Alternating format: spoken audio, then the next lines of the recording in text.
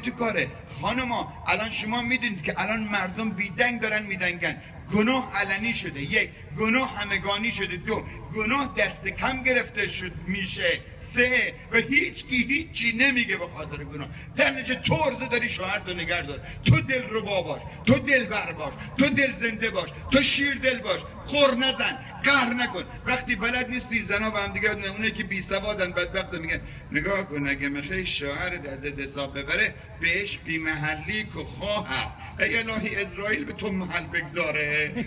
خاله کوکب چیکار میکنی تو؟ تنها رقصی که حلال رقص زن برای شوهرشه، باقی رقصا حرومه. خب زن مذهبی مقنعه چادر کشی میره تو راهپیمایی میگه آمریکا فکر نکنی ما زنیم تو دهنت میزنیم، اما برای شوهرش بلد نیست شعر بخونه عتیقه دوران. خب تو چطور برای بچه ها میخونی لا لا لا گل پونه گدا اومد در خونه و ویلا؟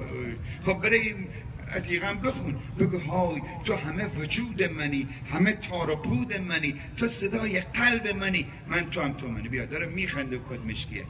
هم بیا اون الان خانمش کجا نشسته؟ ای آقاتون اینجا قش کرد. مقدرم برای آقاتون میخونم شو خانم بیونر.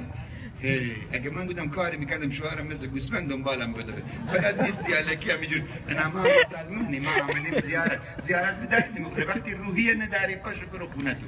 خدا شوخی ندارم. چه میخندن اینا؟ تو چرا میخندی؟ خجالت بکش. طرفدارتون میگم خودتون مظلوم بگیرین فیلم هندی میشه.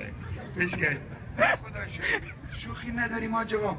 کشتیم هی به ما میگن آقا بس خراب درستش کن. یک شیر مرده بیرون قفس بهتر از 10 شیر زنده درون قفس. سری که زیر سنگ باشه بهتره که زیر ننگ باشه. تن مرده و گریه دوستان. شعار امام حسین علیه السلام چه بود؟ تن مرده و گریه دوستان به از زنده و طعنه دشمنان. من آید از این زندگی که سالار باشم کنم بندگی.